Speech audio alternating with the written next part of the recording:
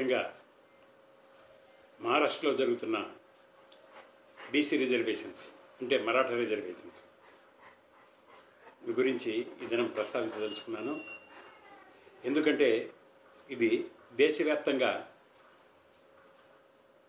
ప్రతి స్టేట్లోనూ ఇది పెద్ద చర్చ అయిపోయింది. దీని గురించి నాకు నా స్నేహితులు కొందరు ఎక్స్ఎంపీసు, ఎంపీసు, ఎమ్మెల్సీసు వీళ్ళందరూ కూడా ఫోన్ చేసి దీని మీద చాలా డిస్కషన్ చేస్తున్నారు. అందుకు నేను అనుకోవడం ఏమిటంటే దీని మీద కొంత వివరణ అందరికీ ఇవ్వాలని చెప్పేసి అనుకుంటున్నాను. యాక్చువల్గా మహారాష్ట్ర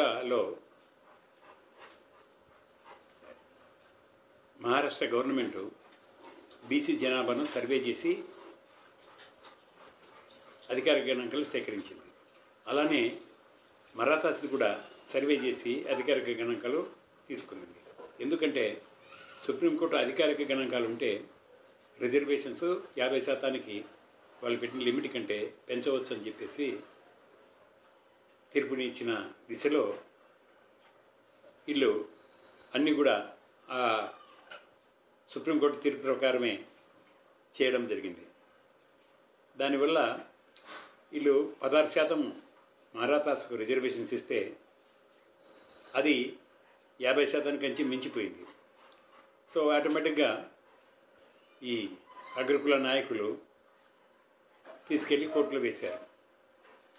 కోర్టులో వేస్తే ఆ కోర్టు ఏమని ఇచ్చిందంటే హైకోర్టు, బాంబే హైకోర్టు 16% చాలా హై పర్సంటేజీ, వాళ్ళకు 12% ఎడ్యుకేషన్లోను 13% ఎంప్లాయ్మెంట్లోను ఇవ్వండి అని చెప్పి తీర్పునిచ్చింది. దాని ప్రకారము 30/11/2018 మహారాష్ట్ర గవర్నమెంట్ ఒక జీవోను కూడా విడుదల చేసింది. కానీ ఈ జీవోను వల్ల సుప్రీంకోర్టులో ఛాలెంజ్ చేయడము, సుప్రీంకోర్టు ఒక జస్ట్ 1 month బ్యాక్ దీని మీద స్టే ఇవ్వడం జరిగింది.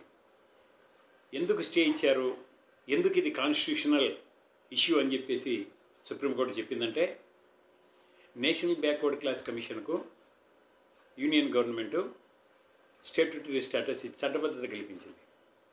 చట్టబద్ధత కల్పిస్తూ 11/8/2018 ఒక జీవో నంబర్ 34ను రిలీజ్ చేసింది.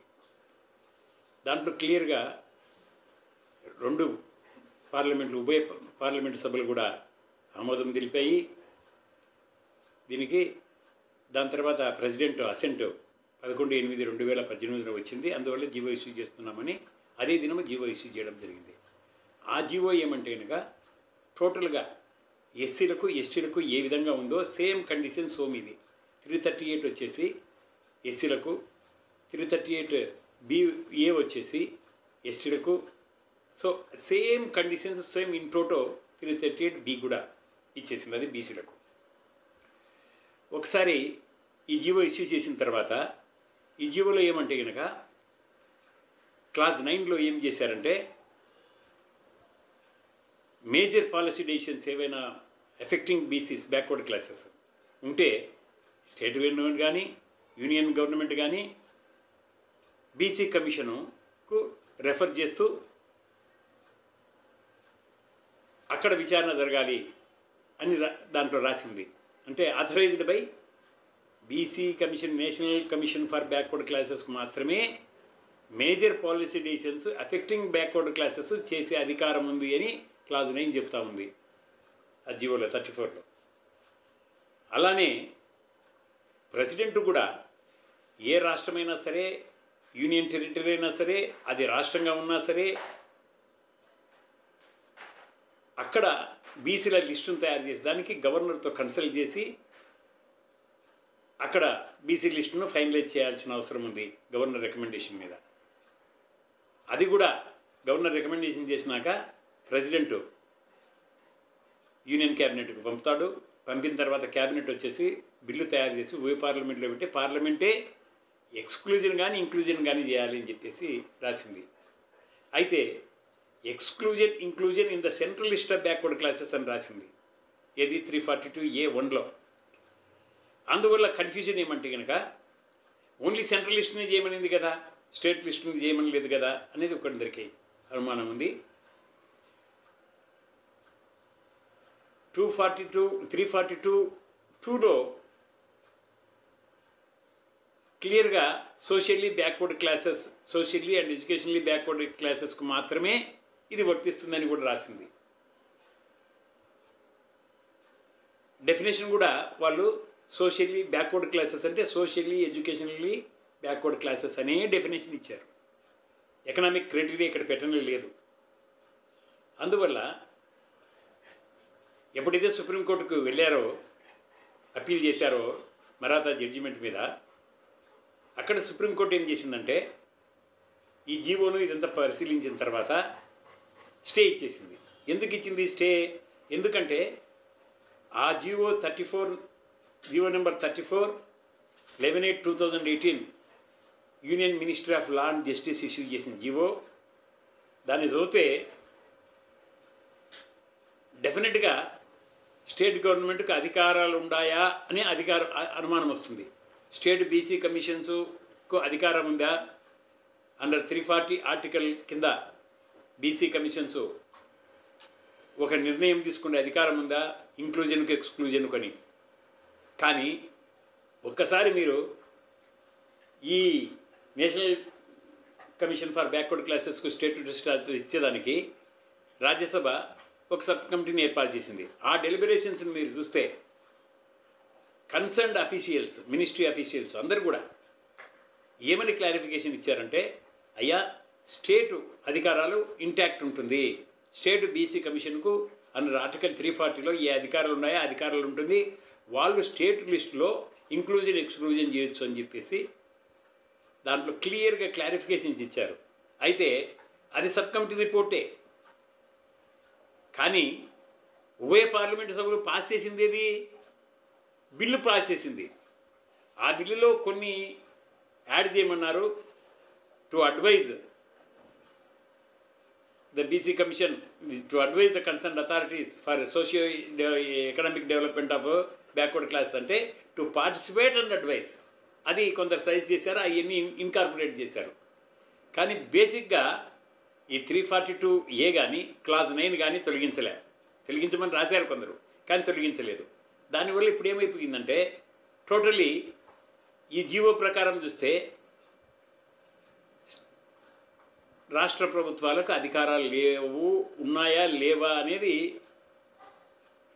క్లారిఫికేషన్ లేదు, అక్కడ క్లారిటీ లేదు అక్కడ. దానివల్ల సుప్రీంకోర్టు ఏం చేసిందంటే మండల్ కమిషన్లో 9 మెంబర్ జడ్జిమెంట్ ఉంది కాబట్టి 9 జడ్జి బెంచ్ ఇచ్చింది కాబట్టి దీన్ని కాన్స్టిట్యూషన్ 11 జడ్జి బెంచ్కి పంపించాలని చెప్పేసి రికమెండ్ చేస్తూ చీఫ్ జస్టిస్ దగ్గరికి పోయింది. అది 11 బెంచ్ దగ్గరికి పోతుంది. ఇది కాన్స్టిట్యూషన్ లిస్ట్ కాబట్టి అక్కడ డిస్కస్ చేసి ఇది స్టేట్ బీసీ కమిషన్స్కు అధికారాలు ఉన్నాయా లేవా అని తెలుస్తారు. ఒకటి మనం ఎగ్జాంపుల్ ఏమంటే కనుక ఇప్పుడు జరిగే పరిస్థితి చూస్తే ఎస్సీ కమిషన్కు national commission for schedule caste, national commission for schedule tribes, ఈ రెండింటిని మనం పరిశీలిస్తే ఏ రాష్ట్రంలో కూడా స్టేట్ లిస్ట్ లేదు, ఓన్లీ సెంట్రల్ లిస్టే. అదే స్టేట్ కూడా సెంట్రల్ లిస్టులో ఏమంటే ఈ స్టేట్కి ఇవి, ఈ స్టేట్లో ఇవి, ఈ స్టేట్లో ఇవి, ఈ స్టేట్లో ఇవి అని చెప్పేసి లిస్టు సెంట్రల్ లిస్టులో కూడా స్టేట్ వైజ్ ఉంటుంది. ఎందుకంటే స్టేట్ వైజ్ ఎందుకుంది? ఒక స్టేట్లో రజకులు బీసీలు అయితే ఇంకొక స్టేట్లో ఎస్సీలు, అందువల్ల స్టేట్ వైజ్ ఉంది. సో ఈ స్టేట్ వైజు లిస్టులను దానిలో ఇంక్లూడ్ చేయాలన్నా ఎక్స్క్లూడ్ చేయాలన్నా ప్రెసిడెంట్ గవర్నర్తో మాట్లాడి గవర్నర్ రికమెండేషన్ చేస్తే దాన్ని క్యాబినెట్, యూనియన్ క్యాబినెట్ తర్వాత సబ్సిక్వెంట్లీ పార్లమెంట్, ఉభయ పార్లమెంట్లో బిల్లు పెట్టి పాస్ చేయించాల్సిన అవసరం ఉంది. ఇది డెఫినెట్గా ఎట్లయితే ఎస్సీ ఎస్టీలకి ఏ ప్రొటెక్షన్ ఉందో ఆ విధంగానే బీసీలకు కూడా ప్రొటెక్షన్ ఉంది. ఎందుకంటే ఈ రాష్ట్రాలు ఏం చేస్తున్నాయంటే కనుక ఇప్పుడు హర్యానాలో జాట్లు, రాజస్థాన్లో గుజ్జర్లు, అట్లనే ఇక్కడ తెలుగు రాష్ట్రాల్లో కాపులు, అక్కడ మరాఠాసు, గుజరాత్లో పటేల్స్, వీళ్ళందరూ బీసీ లిస్టులో కావాలంటున్నారు స్థానం. ఇవన్నీ అవాయిడ్ చేసేదానికి నేషనల్ బ్యాక్వర్డ్ క్లాస్ కమిషన్కు చట్టబద్ధత కల్పిస్తూ అన్ని అధికారాలు ఎస్సీ ఎస్టీ కమిషన్లకి అధికారాలు ఉన్నాయి. అధికారులన్నీ కూడా దీనికి అండర్ ఆర్టికల్ 338(b)లో అమలు చేయించారు. సో ఇది ఒకటి. అక్కడ లేవు కాబట్టి ఎస్సీ ఎస్టీలకు ఒకే లిస్టు సెంట్రల్ లిస్ట్ ఉంది కాబట్టి మళ్ళీ బీసీలకు ఎందుకు 2 లిస్టులు ఉండాలా, ఏ విధంగా ఉండాలా అనేది ఒక క్వశ్చన్. సో ఈ క్వశ్చన్లన్నీ కన్ఫ్యూజన్తో సుప్రీంకోర్టు స్టే ఇస్తూ మహారాష్ట్ర మరాఠా రిజర్వేషన్స్కు 11 జడ్జి బెంచ్కి, కాన్స్టిట్యూషన్ బెంచ్కి 11 ఒక్కటేసారి ఎప్పుడూ మనకు స్వాతంత్రం వచ్చినాక ఓన్లీ వన్స్ 11 జడ్జెస్ బెంచి ఒక తీర్పునిచ్చింది. దాని తర్వాత మళ్ళీ ఇప్పుడే. కాబట్టి ఈ తీర్పు కోసము అందరం కూడా వెయిట్ చేద్దాం. ఇది ఎందుకంటే అందరికీ చాలా కన్ఫ్యూజన్గా ఉంది కాబట్టి దీని క్లారిఫికేషన్ నేను ఇచ్చాను.